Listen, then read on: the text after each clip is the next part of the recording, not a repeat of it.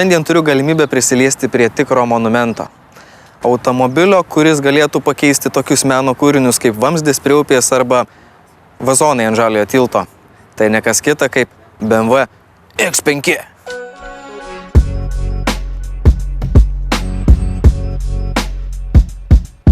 Pirmos kartos X5 tapo tikrų bestselleriu, todėl nei kiek nebijodami sėkme 2006-aisiais Bavarijai pristatė antros kartos modelį.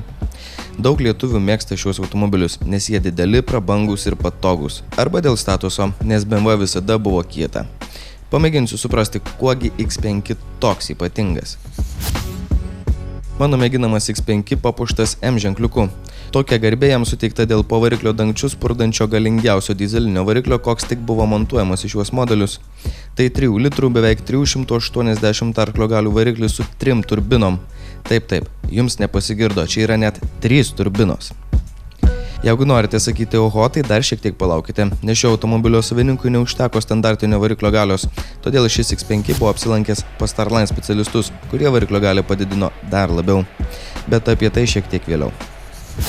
Važiuojant šis X5 daro ir tai, ko nesitikė, ir tai, kas neišvengiama. Tiesiojoje šitas gremėzdas atrodo skrenda pažemė ir lengvai spaudžia kūną į sėdynę. Tai maloniai stebina, nes net to tikiesi iš tokio dydžio automobilio. Bet posūkiuose jis elgiasi lyg primindamas, kad fizikos dėsniai vis dar galioja. Dėl aukšto svorio centro kėbulas nervingai pasvyra ir liepia pamiršti apie didesnį greitį ar užtikrintą stabilumą. Kaip toks didelis ir toks sunkus automobilis, jis posūkiuose tvarkosi dar visai pakenčiamai, bet vis tiek nerimą išduodantys prakaito lašeliai ant kaktos atsiranda kur kas greičiau, nei tai nutiktų važiuojant kad ir 5 serijos modeliu. Automatinė pavarų dėžė atlieka savo darbą taip, kaip priklauso, ir kabinėtis prie smulkmenų, kurių vis tiek nepastebi didžioji dalis vairuotojų, nėra prasmės.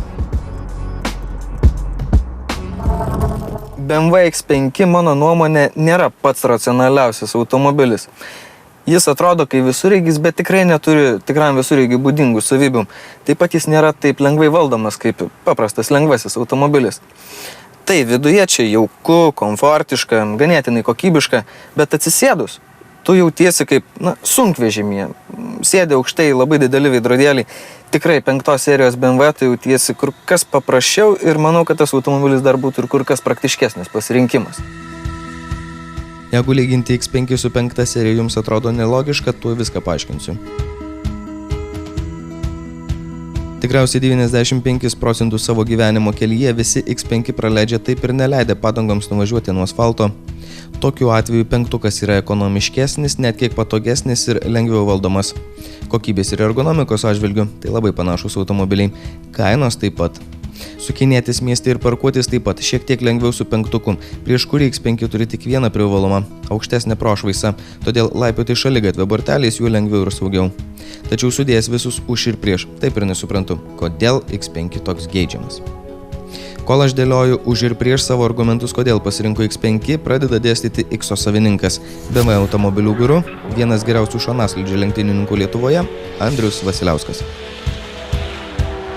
Pagrindinis dalykas, kodėl man reikalingas visureigis, tai tam, kad galėčiau priekabą tempti su jo priekaba ir galėčiau savo bolidą nusitempti ten, kur aš noriu. Kaip ir vieną kartą važiavom į Vokietiją, maloniai, patogiai, sėdom visi 4, prisikabinom priekabą ir nuvažiavom. Būtent dėl šios priežasties priekabos tampymo Andrius pasirinko X5 ir tai turbūt vienintelė objektyvi ir sunkiai paneigiama priežastis, kodėl šis pasirinkimas atrodo logiškas ir natūralus. Labai norėčiau jį iškeisti nebent tik tai į Range Roverį Vogoje, kuris truputuką pranašesnis komforto, bet nėra toks sportiškas kaip BMW modelis. O dabar apie šio X5 galimybės, skaičių ir grafikų pasaulyje, kuriame gyvena Starline specialistai. Kaip žinia, šio X5 dizelinis variklis aplipdytas net 3 turbokompresoriais. 3 turbinos yra gerai, mes turim pilnai išnaudotą diapazoną motoro, nuo pat žemiausio RPM iki pat Redline ir net daugiau už jo. Kadangi nauji automobiliai aprūpinti labai sudėtingomis sistemomis, variklio galios didinimas tik programiniu būdu nėra toks paprastas, kaip gali atrodyti iš pirmo žvilgsnio. Suderinti sklandų visų 3 turbinų darbą nėra lengva. Tačiau konstruktoriai visada palieka šiek tiek didesnę galios atsargą, kurią kaip tik ir išnaudoja Starline burtininkai. Tai nėra lengvas darbas, bet pakelti, padinti galingumą be abejo galima, žinant žingsnius teisingus vieną paskui kito, ką reiktų daryti šiam automobiliui. Šiam automobilyje galingumas padidėjo 60 arklio galių. Tai iš tikrųjų pakankamai daug, bet tai yra saugi riba. Riba saugi, bet dar negalutinė. Kaip teigia Startline, mechaniškai šis variklis galėtų atlaikyti ir gerokai daugiau nei dabar esantys 440 arklių. Apynasrį uždeda ekologiniai rodikliai, kuriuos peržengus automobilis netitiktų techninių reikalavimų, o to nenorim nei mes, nei motina gamta. Šis X5 sužavėjo savo dinaminėmis savybėmis, nes kaip visureigis jis labai greitas. Tai yra vienas sportiškiausių bei tiksliausiai valdomų tokios klasės automobilių. Norint važiuoti komfortiškai ir greitai, už savęs tempiant ir to net nejaučiant dar ir priekabą, kaip tai daro šio automobilio savininkas, tai ko gero vienas geriausių pasirinkimo tikro vairavimo gurmanams. Tačiau taip ir nesupratau, kuo jis toks nepaprastas, kad didelį dalį vairuotojų traukia it musės prie medaus. Dažniausiai jie priekabų ne tik netampo, bet net ir nemoka to daryti. Vienintelis logiškas paaiškinimas, kuo X5 ypatingas, tai jos statusas ir įvaizdis.